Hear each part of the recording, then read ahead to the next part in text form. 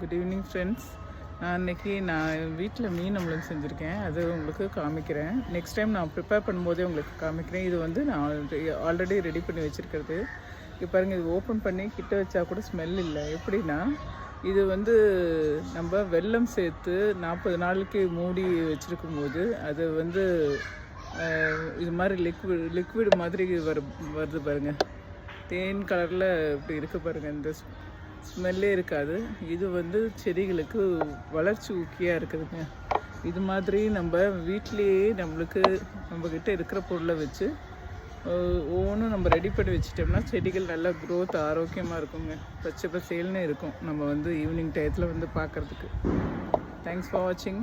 Like and subscribe பண்ணுங்கள்.